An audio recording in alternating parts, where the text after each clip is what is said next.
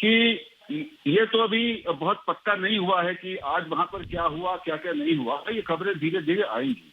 लेकिन आज भारतीय राजनीति और संसद के इतिहास में सबसे ऐतिहासिक घटना हुई है, अभूतपूर्व घटना हुई है, जिसको मैं कहूंगा कि वो भारतीय संसद का काला दिन है कि 141 सांसद निलंबित किए गए हैं 3 दिन में मिलाकर। हम इस पर चर्चा नहीं कर रहे हैं, एक ऐसी चीज पर चर्चा कर रहे हैं जो अभी कई दिनों से चल रही है, वो प्रक्रिया भी और चलने वाली है।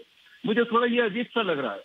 हमें ये समझना चाहिए कि अब जो संसद में हुआ, आज जो कल हुआ, आज हुआ और उससे पहले भी हुआ था, उसका मतलब क्या है हमारी संसद के लिए, हमारी लोकतांत्रिक राजनीति के लिए, हमारे संसदीय राजनीति के लिए। मैं समझता हूँ कि इससे बड़ा मुद्दा कोई आज का नहीं है।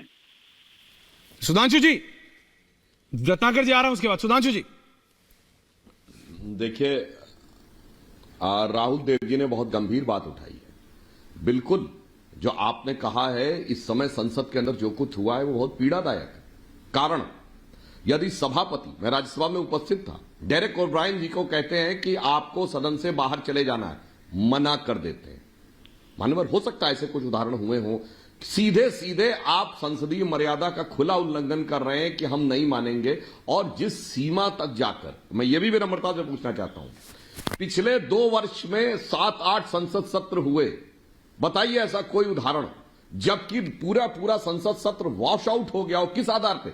एक कोई मीडिया में खबर निकल गई है विदेश में, और वो सिंक्रोनिटी ऐसी है, संसद सत्र शुरू होने से पहले ही वो खबरें आती थी। दूसरा सबसे बड़ा उदाहरण जो मैं राहुल जी का ध्यान आकर्षित करना चाहूंगा कि उपराष्ट्रपति जी ने कहा कि हाउस इज एडजॉर्न, 1 घंटे का समय दिया, और कहा कि I expect the leader of the house and leader of the opposition to meet me in my chamber. अब तो वहां 3 ही लोग रहने वाले थे, वहां तो कोई नारेबाजी झगड़ा नहीं था। सभापति, नेता सदन, नेता प्रतिपक्ष, ताकि कोई रास्ता निकल सके।